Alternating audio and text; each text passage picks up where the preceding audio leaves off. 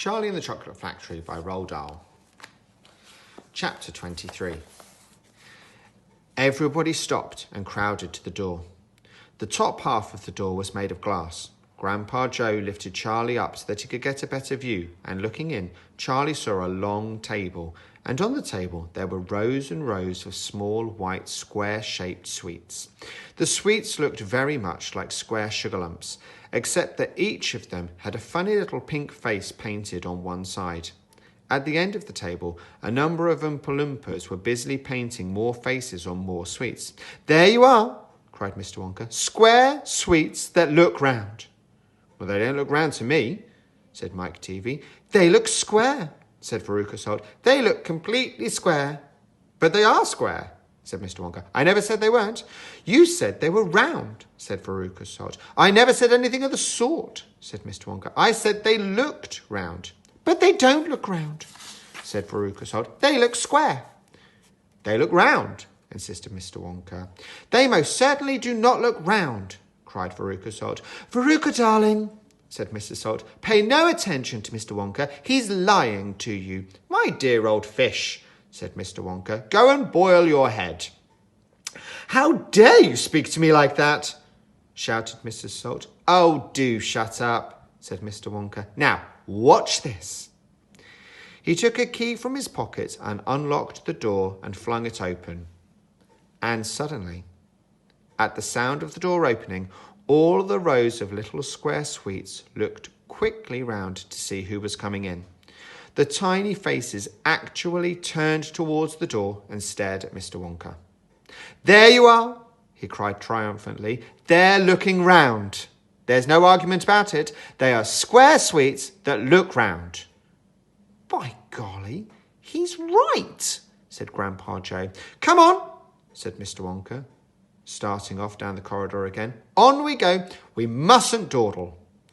"Butterscotch and butter gin," it said on the next door they passed.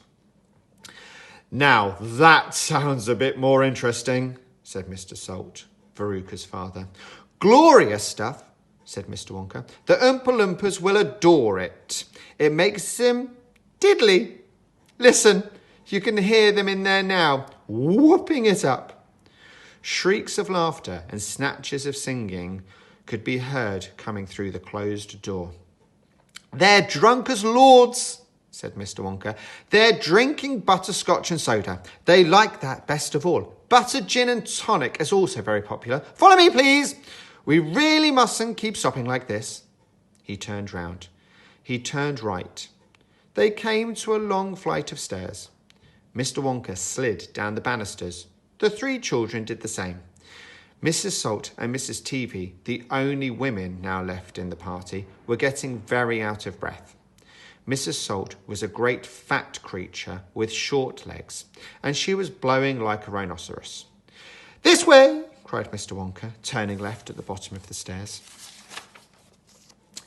"Go slower!" panted Mrs. Salt. "Impossible," said Mr. Wonka. "We should never get there in time if I did." "Get where?" asked Veruca Salt. "Never you mind," said Mr. Wonka. "You just wait and see." Mr. Wonka rushed on down the corridor. "The nut room," it said on the next door they came to. "All right," said Mr. Wonka. "Stop here for a moment and catch your breath. And take a peek through the glass panel of this door. But don't go in, whatever you do. Don't go into the nut room. If you go in, you'll disturb the squirrels." Everyone crowded around the door. "Oh, look, Grandpa, look," cried Charlie. "Squirrels!" shouted Veruca Salt. "Crikey!" said Mike TV. It was an amazing sight. 100 squirrels were seated upon high stools around a large table. On the table, there were mounds and mounds of walnuts, and the squirrels were all working away like mad, shelling the walnuts at a tremendous speed. "These squirrels are specially trained for getting the nuts out of walnuts," Mr. Wonka explained. "Why use squirrels?" Mike TV asked. "Why not use Oompa Loompas?" "Because," said Mr. Wonka, "Oompa Loompas can't get walnuts out of a walnut shell in one piece. They always break them in two. Nobody except squirrels can get walnuts whole out of a walnut shell every time. It is extremely difficult, but in my factory, I insist upon only whole walnuts. Therefore, I have to have squirrels to do the job. Aren't they wonderful, the way they get those nuts out? And see how they first tap each walnut with their knuckles to be sure it's not a bad one. If it's bad, it sounds like a hollow sound, and they don't bother to open it. They just throw it down the rubbish chute. There, look! Watch the squirrel nearest to us. I think he's got a bad one now. They watched the little squirrel as he tapped the walnut shell with his knuckles. He cocked his head to one side, listening intently, and then suddenly he threw the nut over his shoulder into a large hole in the floor. "Hey, Mummy!" shouted Veruca Salt suddenly. "I've decided I want a squirrel. Get me one of those squirrels." "Don't be silly, sweetheart," said Mr. Salt. "These all belong to Mr. Wonka." "I don't care about that," shouted Veruca. "I want one.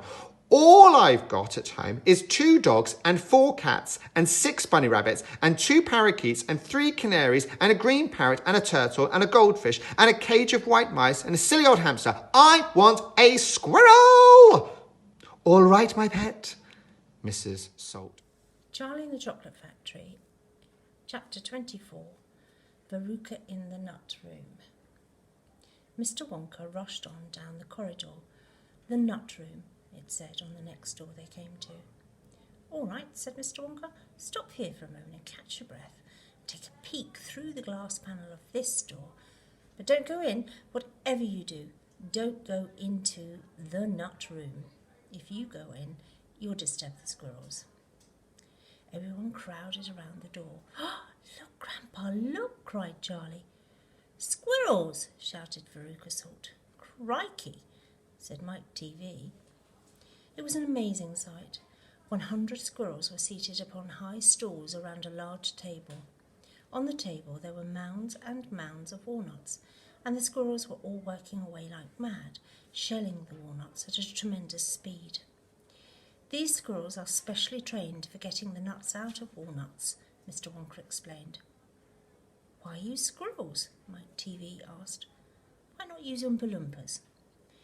"Because," said Mr. Wonka, "Oompa Loompas can't get walnuts out of walnut shells in one piece. They always break them in 2. Nobody, except squirrels, can get walnuts whole out of walnut shells every time. It's extremely difficult, but in my factory I insist upon only whole walnuts. Therefore, I have to have squirrels to do the job. Aren't they wonderful, the way they get those nuts out? And see how they first tap each walnut with their knuckles to be sure it's not a bad one. If it's bad, it makes a hollow sound, and they don't bother to open it.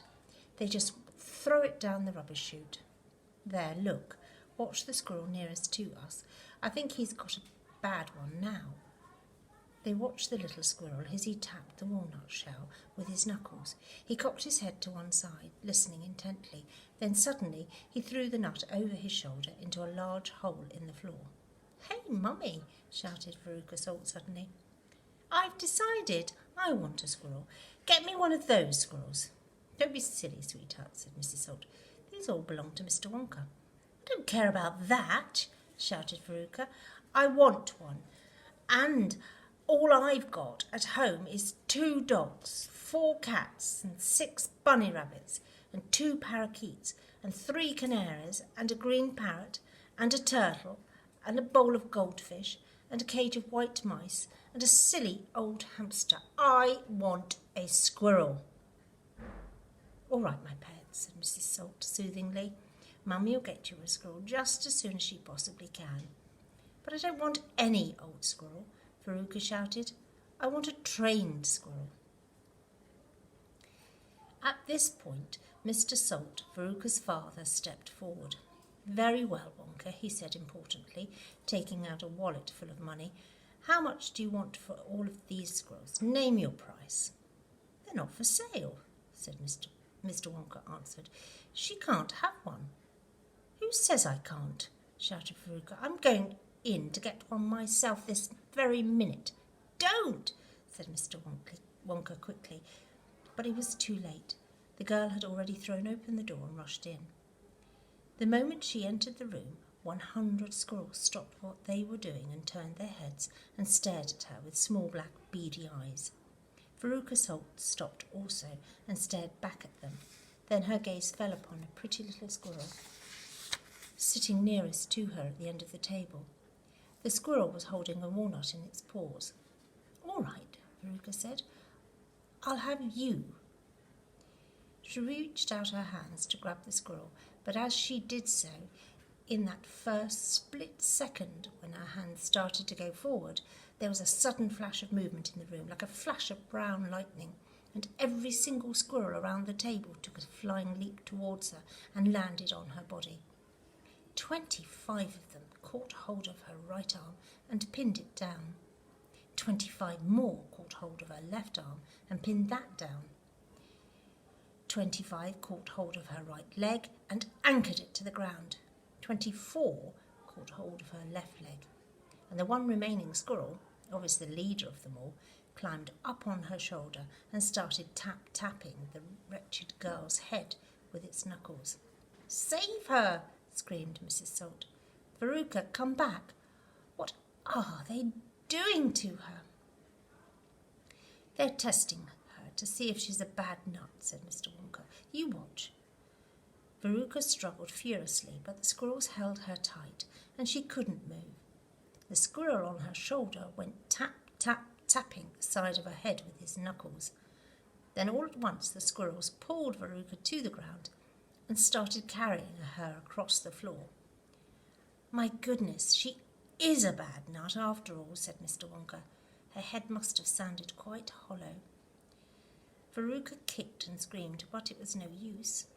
The tiny, strong paws held her tightly, and she couldn't escape. "Where are they taking her?" shrieked Mrs. Salt. "She's going where all the other bad nuts go," said Mr. Willy Wonka. "Down the rubbish chute." "By golly, she is going down the chute," said Mr. Salt, staring through the glass door at his daughter. "Then save her!" cried Mr. Salt. "Too late," said Mr. Wonka. "She's gone." And indeed she was. "But where?" shrieked Mrs. Salt, flapping her arms. "What happens to the bad nuts? Where does the chute go to?" "That particular chute," Mr. Wonka told her, "runs directly into the green, big main rubbish pipe, which carries all of the rubbish from every part of the factory. All the floor sweepings and the potato peelings and rotten cabbages and fish heads and stuff like that." "Who eats fish and cabbage and potatoes in this factory, I'd like to know," said Mike TV. "I do, of course," answered Mr. Wonka. "You don't think I live on cacao beans, do you?" But, shrieked Mrs. Salt, "where does the great big pipe go to in the end?" "Why, to the furnace, of course," Mr. Wonka said calmly. "To the incinerator." Mrs. Salt opened her huge red mouth and started to scream. "Don't worry," said Mr. Wonka. "There's always a chance that they've decided not to light it today." "A chance?" yelled Mrs. Salt. "My darling Veruca, she'll be sizzled like a sausage." "Quite right, my dear," said Mr. Salt. "Now, just here, Wonka," he added. "I think you've gone just a shade too far this time. I do indeed. My daughter may be a bit of a frump. I don't mind admitting it, but that doesn't mean you can roast her to a crisp. I'll have you know, I'm extremely cross about this. I really am." "Oh, don't be cross, my dear sir," said Mr. Wonka. "I expect she'll turn up again sooner or later. She may not even have just gone down at all. She may be stuck in the chute just below the entrance hole, and if that's the case, all you'll have to do is go in and pull her up again." Hearing this, both Mr. and Mrs. Salt dashed into the nut room and ran over to the hole in the floor and peered in. "Veruca!" shouted Mrs. Salt. "Are you down there?" There was no answer. Mrs. Salt bent further forward to get a closer look. She was now kneeling right on the edge of the hole, and her head down and her enormous behind sticking up in the air like a giant mushroom. It was a dangerous position to be in. She needed only one tiny little push, one gentle nudge in the right place, and that is exactly what the squirrels gave her. Over she toppled into the hole head first, screeching like a parrot. Good gracious me, said Mr. Salt as he watched his wife go tumbling down the hole. What a lot of rubbish there's going to be today. He saw her disappearing into the darkness. What's it like there, Angina? He called out. He leaned further forward. The squirrels rushed up behind him. Help! He shouted. But he was already toppling forward, and down the chute he went, just as his wife had done before him, and his daughter. Oh dear, cried Charlie, who was watching with the others through the door. What on earth's going to happen to them now? I expect someone will catch them at the bottom of the chute, said Mr. Wonka. But what about the great fiery incinerator? Asked Charlie. They only light it every other day, said Mr. Wonka. Perhaps this is one of the days when they let it go out. You never know. They might be lucky. Shh, said Grandpa Joe. Listen, here comes another song. Far away down in the corridor came the beating of the drums. Then the singing began. Veruca Salt, sang the Oompa Loompas. Veruca Salt, the little brute, has just gone down the rubbish chute.